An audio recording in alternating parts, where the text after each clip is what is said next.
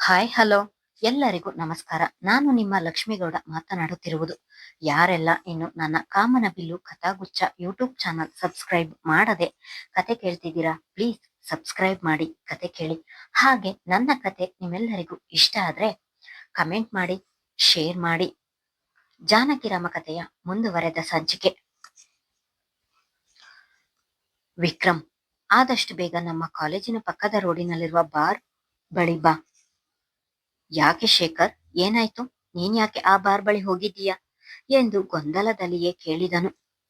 ನಾನ್ಯಾಕಪ್ಪ bar ಹತ್ರ ಹೋಗ್ಲಿ, ಆ ರಸ್ತೆಯಲ್ಲಿ ಹೋಗುತ್ತಿದ್ದೆ ಅಷ್ಟೇ. ಆ ಯುವ ದಾನಿಯಾಳನ್ನು ಕರೆದುಕೊಂಡು ಈಗಷ್ಟೇ ಬಾರ್ ಒಳಗೆ ಹೋದ. ಅದಕ್ಕೆ ನಿನಗೆ ವಿಷಯ ತಿಳಿಸಿದೆ ಎಂದರೆ, ಆ ಯುವನ ಬಗ್ಗೆ ನಾವೇನಾದ್ರೂ ಹೇಳಿದ್ರೆ ನಾವೇ ಕೆಟ್ಟವರಾಗಿ ಕಾಣುತ್ತೇವೆ. ಅವಳಿಗೆ ಏನಾದ್ರೂ ಮಾಡ್ಕೊಂಡು ಹಾಳಾಗೋಗ್ಲಿ ಬಿಡು, ನಮಗೆ ಯಾಕೆ ಎಂದವನು ಕ್ಷಣದಲ್ಲಿ ಮತ್ತೊಮ್ಮೆ ಏನನ್ನೋ ನೆನೆದು, ಇಲ್ಲ, ನಮ್ಮ ಭಾವ ನನಗೆ ಬಹಳವೇ ಸಹಾಯ ಮಾಡಿದ್ದಾರೆ. ಅವರ ಋಣ ನನ್ನ ಮೇಲಿದೆ. ಏನಾದ್ರೂ ಹೆಚ್ಚು ಕಡಿಮೆ ಆದ್ರೆ ಅವರು ಕೂಡ ನೋವು ತಿನ್ನುತ್ತಾರೆ.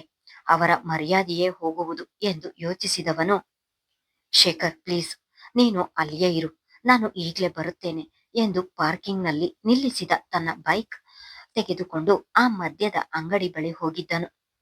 ಥ್ಯಾಂಕ್ಸ್ ಶೇಖರ್, ಇಷ್ಟೊತ್ತಿನ ತನಕ ಕಾಯ್ದಿದ್ದಕ್ಕೆ. ನೀನು ಮನೆಗೆ ಹೊರಡು ಎಂದನು. ನಾನು ನಿನ್ನ ಜೊತೆ ಇರ್ತೀನಿ ವಿಕ್ರಮ್ ಎಂದರೆ, ಬೇಡ, ನಿನಗ್ಯಾಕೆ ತೊಂದ್ರೆ, ನಾನೇ ನೋಡ್ಕೋತೇನೆ. ಏನಾದ್ರೂ ಇದ್ರೆ ಭಾವನಿಗೆ ಕರೆ ಮಾಡಿ ತಿಳಿಸುತ್ತೇನೆ, ನೀನು ಹೊರಡು ಎಂದು ಬಲವಂತದಿಂದ ಶೇಖರ್ನನ್ನು ಮನೆಗೆ ಕಳುಹಿಸಿದವನು ತಾನು ಕೂಡ ಆ ಮದ್ಯದ ಅಂಗಡಿ ಒಳಗೆ ಬಂದನು. ಆಗಲೇ ಸಂಜೆಯಾಗಿದ್ದರಿಂದ ಆ ಮದ್ಯದ ಅಂಗಡಿ ಜನರಿಂದ ತುಂಬಿ ಹೋಗಿತ್ತು. ಇಬ್ಬರು ಎಲ್ಲಿ ಇದ್ದಾರೆ ಎಂದು ಹುಡುಕಿದವನಿಗೆ ಯುವ ಆಗಲೇ ಒಂದು ಗ್ಲಾಸ್ ಮದ್ಯ ಏರಿಸಿದವನು ದಾನಿಯಾಳಿಗೆ ಬಲವಂತದಿಂದ ಮದ್ಯ ಕುಡಿಸಲು ನೋಡಿದನು. ಆದ್ರೆ ದಾನಿಯ ಮಾತ್ರ ಕುಡಿಯದೆ ಖಡಾಖಂಡಿತವಾಗಿ ನಿರಾಕರಿಸಿ ಒಂದೆಡೆ ಸುಮ್ಮನೆ ಕುಳಿತಿದ್ದಳು. ಈ ಹುಡುಗಿಗೆ ಬುದ್ಧಿ ಬೇಡವಾ? ಯಾವ ಜಾಗಕ್ಕೆ ಬರ್ಬೇಕು, ಯಾವ ಜಾಗಕ್ಕೆ ಬರಬಾರ್ದು ಎಂಬ ಪರಿಜ್ಞಾನ ಇಲ್ವಾ? ಅದೆಷ್ಟು ದಟ್ಟಿ ಇವಳು! ಏನಾದ್ರೂ ಹೇಳಿದ್ರೆ ಕೇಳಬೇಕು ಎನ್ನುವ ವಿವೇಚನೆ ಕೂಡ ಇವಳಿಗೆ ಇಲ್ಲ ಎಂದು ದಾನಿಯಾಳನ್ನೇ ಬೈದುಕೊಳ್ಳುತ್ತಾ ದೂರದಿಂದಲೇ ಅವರನ್ನು ಗಮನಿಸುತ್ತಿದ್ದನು ವಿಕ್ರಮ್. ಅವಳು ಯುವ ನೀಡಿದ ಡ್ರಿಂಕ್ಸ್ ಅನ್ನು ನಿರಾಕರಿಸಿದ್ದಕ್ಕೆ ಒಂದು ಜ್ಯೂಸ್ ಲೋಟ ಹಿಡಿದವನು ಅದಕ್ಕೆ ಅವಳಿಗೆ ಕಾಣದ ಹಾಗೆ ಒಂದು ಮಾತ್ರೆಯನ್ನು ಹಾಕಿ ತೆಗೆದುಕೊಂಡು ಹೋಗಿ ಕೊಟ್ಟಿದ್ದನು. ಪಾಪ, ದಾನಿಯಾಳಿಗೆ ಜ್ಯೂಸ್ ಒಳಗೆ ಏನಿದೆ ಎಂದು ತಿಳಿಯದೆ ಜ್ಯೂಸ್ ಅಲ್ಲವಾ ಎಂದು ಯೋಚಿಸಿ ಆ ಜ್ಯೂಸ್ ಕುಡಿಯತೊಡಗಿದಳು. ಏಯ್ ಗೂಬೆ, ಕುಡಿಯಬೇಡ, ಅದು ಜ್ಯೂಸ್ ಅಲ್ಲ ಎಂದು ವಿಕ್ರಮ್ ನಿಂತಲ್ಲಿಂದಲೇ ಹೇಳಿಕೊಂಡನು. ಆದ್ರೆ ಅದು ಅವಳಿಗೆ ಕೇಳಿಸಬೇಕಲ್ಲ. ದಾನಿಯ ಆ ಜ್ಯೂಸ್ ಕುಡಿದ 5 ನಿಮಿಷಗಳ ತರುವಾಯ ಮದ್ಯ ಕುಡಿದವರ ಹಾಗೆ ವಾಲಾಡುತ್ತಾ ತೊಲಲಲು ಶುರು ಮಾಡಿದಳು. ದಾನಿಯಾಳನ್ನು ನೋಡಿದ ಯುವ ವಿಕೃತ ನಗೆ ಬೀರಿದವನು ಅವಳ ನಡು ಬಳಸಿ ತನ್ನ ಭುಜಕ್ಕೆ ಒರಗಿಸಿಕೊಂಡವನು ಮತ್ತೆ ಹೊರಬಂದು ಅವಳನ್ನು ಕಾರಿನಲ್ಲಿ ಕೂರಿಸಿಕೊಂಡು ಕಾರು ಚಾಲು ಮಾಡಿಕೊಂಡು ಅಲ್ಲಿಂದ ಹೊರಟನು. ವಿಕ್ರಮ್ಗೆ ಆಗಲೇ ಆ ಯುವ ಏನೋ ಕೇಡನ್ನು ಮಾಡಲು ಹೊರಟಿದ್ದಾನೆ ಎಂದು ಬಲವಾಗಿ ಅನ್ನಿಸಿತು. ಅವನು ಕೂಡ ತಡ ಮಾಡದೆ ಆ ಕಾರನ್ನು ಹಿಂಬಾಲಿಸತೊಡಗಿದನು. ಆ ಕಾರು ಬಂದು ನಿಂತದ್ದು ಒಂದು ಪ್ರತಿಷ್ಠಿತ ಹೋಟೆಲ್ ಮುಂದೆ. ಯುವ ಏನು ಮಾಡಲು ಹೊರಟಿದ್ದಾನೆ ಎಂದು ಆಗಲೇ ಅಂದಾಜಿಸಿದ ವಿಕ್ರಮ್ ಅವರು ಇನ್ನು ಕಾರಿನಿಂದ ಇಳಿಯದಿರುವ ಮುಂಚೆಯೇ ಜಾನಕಿಗೆ ಕರೆ ಮಾಡಿ ಆ ಹೋಟೆಲಿಗೆ ಬರ ಹೇಳಿದನು. ಮೊದಲೇ ಆ ಹೋಟೆಲ್ನಲ್ಲಿ ರೂಮ್ ಬುಕ್ ಮಾಡಿದ್ದರಿಂದ ರೂಮ್ ಕೀ ಪಡೆದವನು ದಾನಿಯಾಳನ್ನು ಕರೆದುಕೊಂಡೇ ರೂಮಿಗೆ ಹೋಗಿದ್ದನು. ಜಾನಕಿ ಅಲ್ಲಿಗೆ ಬರುವಷ್ಟರಲ್ಲಿ ಅವರು ಯಾವ ರೂಮಿನಲ್ಲಿದ್ದಾರೆ ಎಂದು ಆ ನಂಬರ್ ಕೂಡ ತಿಳಿದುಕೊಂಡಿದ್ದನು ವಿಕ್ರಮ್. ತಮ್ಮ ಹೇಳಿದ ಮಾತನ್ನು ನಿರಾಕರಿಸಲು ಆಗದೆ ಅವನು ಏನೇ ಮಾಡಿದರೂ ಅದಕ್ಕೆ ಒಂದು ಅರ್ಥ ಇರುತ್ತದೆ ಎಂದು ತಿಳಿದವಳು ತಡ ಮಾಡದೆ ಅವನು ಹೇಳಿದ ಹೋಟೆಲ್ ಬಳಿ ಬಂದಿದ್ದಳು ಜಾನಕಿ. ಜಾನಕಿ ಬರುತ್ತಿದ್ದ ಹಾಗೆ ವಿಷಯ ಎಲ್ಲವನ್ನೂ ಹೇಳಿದವನು ಅವರು ಉಳಿದುಕೊಂಡಿರುವ ರೂಮ್ ನಂಬರ್ ಕೂಡ ಹೇಳಿದನು. ಯುವನಿಗೆ ವಿಕ್ರಮ್ನ ಮುಖ ಪರಿಚಯ ಇದೆ, ಆದರೆ ಜಾನಕಿಯನ್ನು ಅವನು ನೋಡಿರಲಿಲ್ಲ. ಹಾಗಾಗಿ ಜಾನಕಿ ನಾನೇ ಮೊದಲು ಆ ರೂಮ್ಗೆ ಹೋಗುತ್ತೇನೆ ಎಂದು ವಿಕ್ರಮ್ನನ್ನು ಕರೆದುಕೊಂಡು ಆ ರೂಮ್ ಬಳಿ ಬಂದಿದ್ದಳು. ನಶೆಯಿಂದ ತೇಲಾಡುತ್ತಿದ್ದ ದಾನಿಯಾಳನ್ನು ಹಾಸಿಗೆಯ ಮೇಲೆ ಮಲಗಿಸಿ, ಈ ದಿನಕ್ಕೋಸ್ಕರ ಎಷ್ಟು ದಿನದಿಂದ ಕಾಯುತ್ತಿದ್ದೆ ಸ್ವೀಟಿ. ಒಂದೇ ಕಲ್ಲಿನಲ್ಲಿ 2 ಹಕ್ಕಿ ಹೊಡೆಯುತ್ತೇನೆ, ನೋಡುತ್ತಿರು. ಹೇಗಾದ್ರೂ ನೀನು ನಶೆಯಲ್ಲಿದ್ದೀಯ, ನೀನು ಕೂಡ ನನ್ನ ಕೆಲಸಕ್ಕೆ ಸ್ಪಂದಿಸುತ್ತೀಯ. ಹಾಗಿದ್ದಾಗ ಇದು ಅತ್ಯಾಚಾರವಾಗುವುದಿಲ್ಲ. ಇದೊಂದು ವಿಡಿಯೋ ಇಟ್ಟುಕೊಂಡು ನಿನ್ನ ತಂದೆಯಿಂದ ಹೇಗೆ ದುಡ್ಡು ವಸೂಲಿ ಮಾಡ್ತೀನಿ ನೋಡ್ತಿರು ಎಂದು ಮೋಹಕವಾಗಿ ಕಾಮ ತುಂಬಿದ ಕಣ್ಣುಗಳಿಂದಲೇ ಅವಳ ದೇಹ ಸೌಂದರ್ಯವನ್ನು ನೋಡುತ್ತಲೇ ಅವಳ ಮುಖದ ಮೇಲೆ ಬೆರಳಾಡಿಸಿದವನು ತನ್ನ ಮೊಬೈಲಿನ ಮೂಲಕವೇ ವಿಡಿಯೋ ಸಿದ್ಧತೆ ಮಾಡಿ ಒಂದು ಬದಿಗೆ ಮೊಬೈಲ್ ಇಡುವ ವೇಳೆಗೆ ಆಗಲೇ ಅವನ ಕೋಣೆಯ ಬಾಗಿಲು ಬಡಿದ ಸದ್ದಾಗಿತ್ತು. ಈ ವೇಟರ್ಗಳಿಗೆ ಹೊತ್ತು ಗೊತ್ತು ಏನು ಗೊತ್ತಿಲ್ಲ. ನಾನು ಕರೆಯದೆ ಬಂದು ಟಿಪ್ಸ್ಗೋಸ್ಕರ ಬಾಗಿಲು ತಟ್ಟುತ್ತಾರೆ. ಅವರ ಮೇಲೆ ಒಂದಷ್ಟು ಪುಡಿಗಾಸು ಎಸೆದು ಅವರನ್ನು ಇಲ್ಲಿಂದ ಸಾಗು ಹಾಕ್ಬೇಕು ಎಂದು ಯೋಚಿಸಿ ಮುಖ ಕಾಣುವ ಹಾಗೆ ಸ್ವಲ್ಪವೇ ಸ್ವಲ್ಪ ಬಾಗಿಲು ತೆಗೆದರೆ ಅಲ್ಲಿ ಜಾನಕಿ ನಿಂತಿದ್ದಳು. ಅವಳನ್ನು ನೋಡುತ್ತಿದ್ದ ಹಾಗೆ ಅವಳ ಸೌಂದರ್ಯಕ್ಕೆ ಮಾರು ಹೋದವನು, ಯಾರೇ ನೀನು, ಇಲ್ಲಿಗೆ ಯಾಕೆ ಬಂದಿದ್ದೀಯಾ ಎಂದನು. ಇವನಿಗೆ ಸ್ವಲ್ಪ ಅನುಮಾನ ಬಂದರೂ ತೆರೆದ ಬಾಗಿಲನ್ನು ಮತ್ತೆ ಮುಚ್ಚುತ್ತಾನೆ. ಹಾಗಾದ್ರೆ ತುಂಬಾ ಕಷ್ಟ. ಇವನನ್ನು ಮಾತಿನಿಂದಲೇ ಮರಳು ಮಾಡಬೇಕು ಎಂದು ಯೋಚಿಸಿದವಳು, ಇದೇನು ಯುವ, ನಾನ್ಯಾರು ಎಂದು ಗೊತ್ತಿಲ್ಲವಾ ಎಂದು ನಗುತ್ತಲೇ ಹೇಳಿದವಳು ಅವನ ಎದೆಯ ಮೇಲೆ ಕೈಯಾಡಿಸುತ್ತಿದ್ದ ಹಾಗೆ ಒಳಗೆ ದಾನಿಯ ಇರುವನ್ನು ಕೂಡ ಮರೆತನು ಯುವ. ಅವಳ ಆ ಒಂದು ಸ್ಪರ್ಶ ಅವನ ಆಸೆಗಳನ್ನು ಕೆರಳಿಸಿದವು.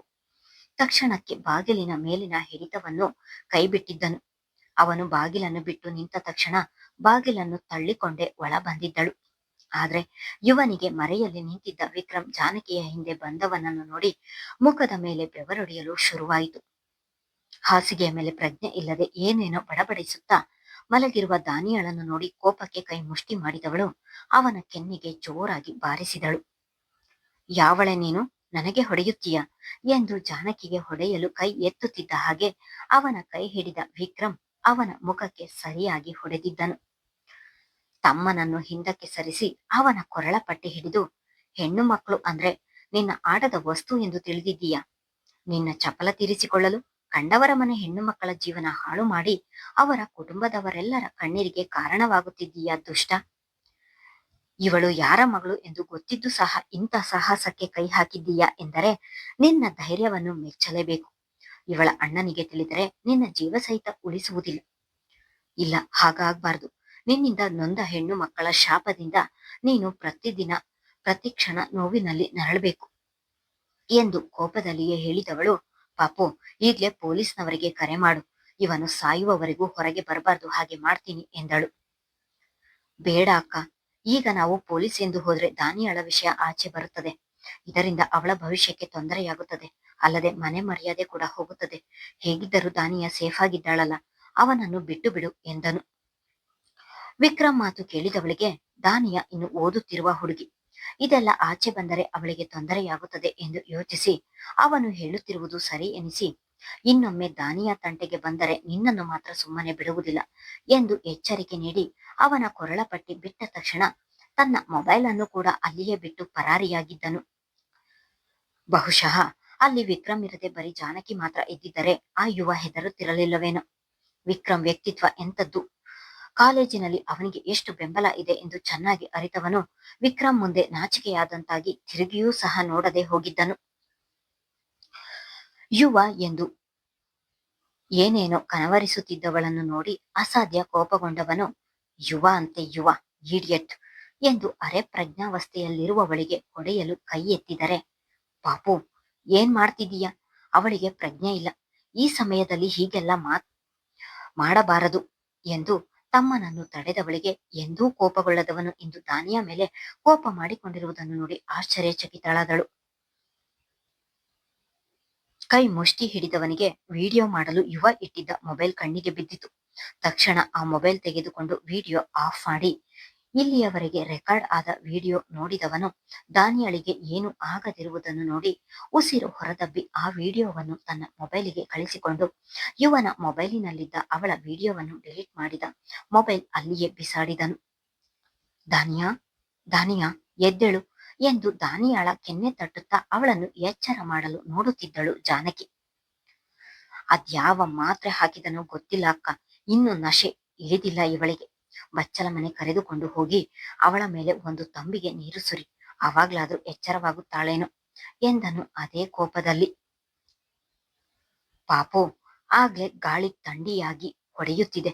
ಈ ಸಮಯದಲ್ಲಿ ತಣ್ಣೀರು ಸುರಿ ಎಂದು ಹೇಳ್ತಿದೀಯಲ್ಲ, ಅವಳೇ ಎಚ್ಚರವಾಗುತ್ತಾಳೆ, ಸುಮ್ಮನಿರು ಎಂದಳು. ಅಷ್ಟರಲ್ಲಿ ಜಾನಕಿಯ ಮೊಬೈಲ್ಗೆ ರೆಹಮಾನ್ ಕರೆ ಮಾಡಿದ್ದನು. ನೋಡು ಪಾಪು, ನಾನು ಹೇಳದೆ ಬಂದಿದ್ದಕ್ಕೆ ನಿಮ್ಮ ಭಾವ ಆಗ್ಲೇ ಕರೆ ಮಾಡುತ್ತಿದ್ದಾರೆ. ಈಗ ಅವರಿಗೆ ಏನು ಹೇಳುವುದು ಎಂದಳು ಆತಂಕದಲ್ಲಿ. ಅಕ್ಕ, ಅವರಿಂದ ವಿಷಯ ಮುಚ್ಚಿಟ್ಟರೆ ಮುಂದೆ ಆಗುವ ಅನಾಹುತಗಳಿಗೆ ನಾವೇ ಜವಾಬ್ದಾರರಾಗುತ್ತೇವೆ. ಫೋನ್ ಕೊಡು, ನಾನೇ ಮಾತನಾಡುತ್ತೇನೆ ಎಂದು ಹೇಳಿ ಜಾನಕಿಯ ಒಪ್ಪಿಗೆಯನ್ನು ಕೇಳದೆ ಅವಳ ಕೈಯಿಂದ ಫೋನ್ ಕಸಿದುಕೊಂಡು ಕರೆ ಸ್ವೀಕರಿಸಿ, ಹಲೋ ಭಾವ ಎಂದಿದ್ದನು. ವಿಕ್ರಮ್, ಜಾನಕಿಯಲ್ಲಿ? ಅವಳ ಫೋನ್ ನಿನ್ನ ಕೈಯಲ್ಲಿ ಯಾಕೆ ಇದೆ? ಆಗ್ಲೇ ಕತ್ತಲಾಗಿದೆ, ಇನ್ನು ಮನೆಗೆ ಬಂದಿಲ್ಲ. ನಿಮ್ಮ ಮನೆಗೆ ಬಂದಿದ್ದಾಳಾ? ಹಾಗಿದ್ದರೆ ನನಗೊಂದು ಕರೆ ಮಾಡಿ ತಿಳಿಸಬೇಕಿತ್ತು ಅಲ್ಲವಾ? ಅವಳು ಯಾಕೆ ಹೇಳದೆ ಬಂದಳು? ಇಲ್ಲಿ ಕಾಲೇಜಿಗೆ ಹೋಗಿದ್ದ ದಾನಿಯ ಕೂಡ ಮನೆಗೆ ಬಂದಿಲ್ಲ ಎಂದು ಎಲ್ಲರೂ ಗಾಬರಿಯಾಗಿದ್ದಾರೆ ಎಂದು ಒಂದೇ ಸಮ ಮಾತನಾಡುತ್ತಿದ್ದನು ರೆಹಮಾನ್. ಇಲ್ಲ ಭಾವ, ಅಕ್ಕ ನಮ್ಮ ಮನೆಗೆ ಬಂದಿಲ್ಲ. ಅಕ್ಕ, ನಾನು, ದಾನಿಯ ಮೂವರು ಇಲ್ಲಿಯೇ ಇದ್ದೇವೆ. ನೀವು ಇಲ್ಲಿಗೆ ಬಂದರೆ ನಾನು ಎಲ್ಲಾ ವಿಷಯವನ್ನು ಹೇಳುತ್ತೇನೆ. ಯಾರಿಗೂ ಹೇಳ್ಬೇಡಿ, ಬೇಗ ಬನ್ನಿ ಎಂದು ಹೋಟೆಲ್ ವಿಳಾಸ ಹೇಳಿದವನು ಕರೆ ತುಂಡರಿಸಿದ್ದನು. ಸ್ವಲ್ಪ ಸಮಯದ ನಂತರ ದಾನಿಯಳಿಗೂ ಕೂಡ ಎಚ್ಚರವಾಗಿತ್ತು. ಅವಳಿಗೆ ಬಾರಲ್ಲಿ ಯುವ ನೀಡಿದ ಜ್ಯೂಸ್ ಕುಡಿದ ನೆನಪು ಅಷ್ಟೇ ಇರುವುದು. ಆನಂತರ ಏನಾಯ್ತು ಎಂದು ಅವಳಿಗೆ ನೆನಪಿಲ್ಲದೆ ತಲೆ ಹಿಡಿದು ಎದ್ದು ಕುಳಿತು ಕಣ್ಣು ಬಿಟ್ಟವಳಿಗೆ ಎದುರು ಕುಳಿತಿರುವ ಜಾನಕಿಯನ್ನು ನೋಡಿ ಆಶ್ಚರ್ಯವಾಗಿತ್ತು. ನಂತರ ಕೋಣೆಯನ್ನು ಗಮನಿಸಿದ ಬಳಿಕ ಅಲ್ಲಿ ವಿಕ್ರಮ್ ನಿಂತಿರುವುದನ್ನು ನೋಡಿ ಇದು ನನ್ನ ಕೋಣೆಯಲ್ಲ ಎಂದು ತಿಳಿದು, ನಾನು ಎಲ್ಲಿದ್ದೀನಿ, ನೀವು ಇಲ್ಲಿ ಏನು ಮಾಡ್ತಿದ್ದೀರಾ ಎಂದು ತೊದಲಿಸುತ್ತಲೇ ನುಡಿದಳು. ದಾನಿಯಾ, ಆವತ್ತು ನಾನು ಆ ಯುವನಿಂದ ದೂರ ಇರು ಎಂದು ಅಷ್ಟು ಹೇಳಿದ್ರು ನನ್ನ ಮಾತು ಕೇಳದೆ ಅವನನ್ನು ಪ್ರೀತಿಸಿದೆ. ಇವತ್ತು ನೋಡಿದ್ಯಾ ನೀನು ಯಾವ ಸ್ಥಿತಿಯಲ್ಲಿದ್ದೀಯಾ ಎಂದು. ಇವತ್ತು ನಾವು ಬರುವುದು ಸ್ವಲ್ಪ ತಡವಾಗಿದ್ದರೂ ನೀನು ಆ ಯುವನಿಗೆ ಇಂದು ಆಹಾರವಾಗುತ್ತಿದ್ದೆ ಎಂದಳು ಜಾನಕಿ. ಇಲ್ಲ, ನೀವು ಸುಳ್ಳು ಹೇಳ್ತಿದ್ದೀರಾ. ಯುವ ತುಂಬಾ ಒಳ್ಳೆಯವನು, ಪ್ರೀತಿ ಕುರುಡು ಎನ್ನುವ ಹಾಗೆ ಅವನ ಮೇಲಿನ ಕುರುಡು ನಂಬಿಕೆಯಿಂದ ಮಾತನಾಡಿದಳು. ಸ್ವಲ್ಪ ದೂರದಲ್ಲಿ ನಿಂತಿದ್ದ ವಿಕ್ರಮ್ ಕೋಪಗೊಂಡವನು ಒಡನೆ ಅವಳ ಬಳಿಗೆ ಬಂದು, ಅಕ್ಕ, ನಾವು ಹೇಳುವುದೆಲ್ಲ ಇವಳಿಗೆ ಸುಳ್ಳು ಎನಿಸುತ್ತದೆ. ನಾವು ಒಳ್ಳೆಯದು ಹೇಳಿದ್ರೆ ಇವಳಿಗೆ ಹೊಟ್ಟೆ ಉರಿಯಿಂದ ಹೇಳುತ್ತಿದ್ದೇವೆ ಎನಿಸುತ್ತದೆ. ನಾವು ಇವತ್ತು ಇಲ್ಲಿಗೆ ಬರಲಿಲ್ಲ ಎಂದಿದ್ದರೆ ಆ ಯುವ ಎಂತವನು ಎಂದು ಇವಳಿಗೆ ಗೊತ್ತಾಗುತ್ತಿತ್ತು. ಆಗುವ ಅನಾಹುತವನ್ನು ತಡೆದವಲ್ಲ, ಇವಳಿಂದ ಈ ರೀತಿಯ ಮಾತುಗಳನ್ನು ನಾವು ಕೇಳಲೇಬೇಕು ಎಂದನು ಕೋಪದಲ್ಲಿ. ಅಲ್ಲಿ ವಿಕ್ರಮ್ ಇರುವುದನ್ನು ನೋಡಿ ಹಾಗೂ ಮೊದಲ ಬಾರಿಗೆ ಅವನ ಮುಖದಲ್ಲಿ ಕೋಪ ನೋಡಿದವಳಿಗೆ ಇಲ್ಲಿ ಏನೋ ನಡೆದಿದೆ ಎಂದು ಅನಿಸತೊಡಗಿತು. ತಕ್ಷಣ ದಾನಿಯ ಕಣ್ಣುಗಳು ತುಂಬಿದವು. ದಾನಿಯಾ, ನಾವು ಸುಳ್ಳು ಹೇಳುತ್ತಿಲ್ಲ. ಆ ಯುವ ಇವತ್ತು ನಿನ್ನನ್ನು ಬಾರ್ಗೆ ಕರೆದುಕೊಂಡು ಹೋಗಿದ್ದನ್ನು ವಿಕ್ರಮ್ನ ಸ್ನೇಹಿತ ಇವನಿಗೆ ಕರೆ ಮಾಡಿ ತಿಳಿಸಿದ್ದಾನೆ.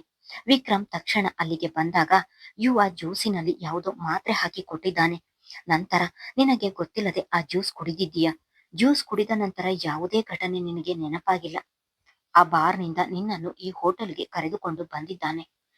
ವಿಕ್ರಮ್ ನಿಮ್ಮನ್ನು ಹಿಂಬಾಲಿಸಿಕೊಂಡು ಬಂದು ನನಗೆ ಕರೆ ಮಾಡಿದ. ನಾನು ತಕ್ಷಣಕ್ಕೆ ಇಲ್ಲಿಗೆ ಬಂದೆ. ನಾವು ಸುಳ್ಳು ಹೇಳ್ತಿಲ್ಲ, ನನ್ನ ಮಾತನ್ನು ನಂಬು ಎಂದು ಸಮಾಧಾನದಲ್ಲಿ ಎಲ್ಲವನ್ನು ದಾನಿಯಾಳಿಗೆ ಅರ್ಥ ಆಗುವ ಹಾಗೆ ಬಿಡಿಸಿ ಬಿಡಿಸಿ ಹೇಳಿದಳು.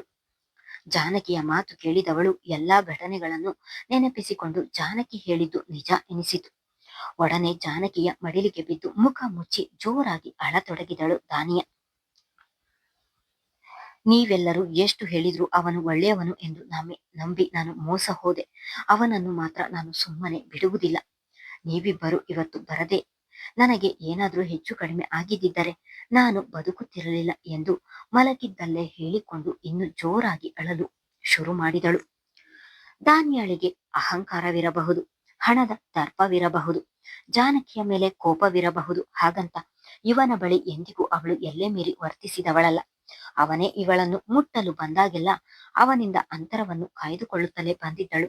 ಈಗ ಅವಳಿಗೆ ಹಣಕ್ಕಿಂತ ದರ್ಪಕ್ಕಿಂತ ತನ್ನ ಮಾನ ಮುಖ್ಯ ಎನಿಸಿ ಒಂದೇ ಸಮ ಅಳುತ್ತಲಿದ್ದಳು. ದಾನಿಯಾ, ಈಗ ಅಂತದ್ದು ಏನೂ ಆಗಿಲ್ಲ. ದೇವರ ದಯೆಯಿಂದ ಆಗುವ ಅನಾಹುತ ತಪ್ಪಿ ಹೋಗಿದೆ. ಈಗ ಅತ್ತರೆ ಏನು ಪ್ರಯೋಜನ? ಸಮಾಧಾನ ಮಾಡ್ಕೊ. ಈಗ ನಿಮ್ಮ ಅಣ್ಣ ಬರ್ತಾರೆ, ನಂತರ ಮನೆಗೆ ಹೋಗೋಣ ಎಂದು ಅವಳಿಗೆ ಸಮಾಧಾನ ಮಾಡಲು ನೋಡಿದಳು. ಅತ್ತಿಗೆ, ಅಣ್ಣ ಇಲ್ಲಿಗೆ ಬಂದರೆ ನನ್ನನ್ನು ಮಾತ್ರ ಜೀವ ಸಹಿತ ಉಳಿಸುವುದಿಲ್ಲ. ದಯವಿಟ್ಟು ಅಣ್ಣ ಬರುವ ಮೊದಲೇ ಇಲ್ಲಿಂದ ನನ್ನನ್ನು ಎಲ್ಲಾದರೂ ಕರೆದುಕೊಂಡು ಹೋಗಿ ಎಂದಳು. ಮೊದಲ ಬಾರಿಗೆ ಜಾನಕಿಯನ್ನು ಮನಸ್ಸಿನಾಳದಿಂದ ಅತ್ತಿಗೆ ಎಂದು ಕರೆದಿದ್ದಳು. ಅಲ್ಲದೆ ರೆಹಮಾನ್ ಯಾವಾಗ್ಲಾದ್ರೂ ಒಮ್ಮೆ ಕೋಪ ಮಾಡಿಕೊಂಡರೆ ಅವನು ಮನುಷ್ಯನಾಗಿರುವುದಿಲ್ಲ ಎಂದು ಚೆನ್ನಾಗಿ ತಿಳಿದಿರುವವಳು ಭಯದಲ್ಲಿಯೇ ಹೇಳಿದಳು. ಹೆದರಿ ಇಲ್ಲಿಂದ ಹೋದರೆ ಮನೆಯಲ್ಲಿ ನಿನ್ನ ಅಣ್ಣನನ್ನು ನೀನು ಎದುರಿಸಬೇಕು ದಾನಿಯಾ. ನೀನು ಹೆದರುವಂತದ್ದು ಏನೂ ಆಗುವುದಿಲ್ಲ, ಸಮಾಧಾನದಿಂದ ಇರು ಎಂದು ತನ್ನ ಮಡಿಲಿನಲ್ಲಿಯೇ ಮಲಗಿದ್ದವಳ ತಲೆಯನ್ನು ನೀವುತ್ತಲೇ ಹೇಳಿದಳು. ಈಗ ನಿನ್ನ ಅಣ್ಣನಿಗೆ ಹೆದರುವವಳು ಆ ಯುವನ ಹಿಂದೆ ಸುತ್ತುವಾಗಲೇ ಈ ಮುಂದಾಲೋಚನೆ ಇರಬೇಕಿತ್ತು ಎಂದು ಮತ್ತೊಮ್ಮೆ ಅಸಮಾಧಾನದಿಂದ ಹೇಳಿದನು ವಿಕ್ರಮ್. ದಾನಿಯಾಳಿಗೆ ವಿಕ್ರಮ್ನ ಮಾತು ಗಾಯದ ಮೇಲೆ ಬರೆ ಎಳೆದಂತಾಗಿ ಅವಳ ದುಃಖ ಹೆಚ್ಚುತ್ತಲೇ ಹೋಗಿತ್ತು. ಪಾಪು, ಯಾಕೆ ಇವತ್ತು ಇಷ್ಟೊಂದು ರೂಢಾಗಿ ಮಾತನಾಡುತ್ತಿದ್ದೀಯಾ ಎಂದು ಜಾನಕಿ ತಮ್ಮನಿಗೆ ಗದರುತ್ತಿದ್ದಳು. ಅಷ್ಟರಲ್ಲಿಯೇ ರೆಹಮಾನ್ ಹೋಟೆಲ್ ಬಳಿ ಬಂದು ಜಾನಕಿಗೆ ಮತ್ತೊಮ್ಮೆ ಕರೆ ಮಾಡಿದನು. ವಿಕ್ರಮ್ ಜಾನಕಿಯ ಮೊಬೈಲ್ ಹಿಡಿದು ರೆಹಮಾನನ ಜೊತೆ ಮಾತನಾಡಿಕೊಂಡೇ ಹೊರ ಹೋಗಿದ್ದನು. ಮುಂದುವರಿಯುವುದು. ತಂಗಿಯ ವಿಷಯ ತಿಳಿದ್ರೆ ರೆಹಮಾನ್ ಪ್ರತಿಕ್ರಿಯೆ ಹೇಗಿರುತ್ತೆ ಮುಂದಿನ ಸಂಚಿಕೆಯಲ್ಲಿ ನೋಡೋಣ. ಧನ್ಯವಾದಗಳು.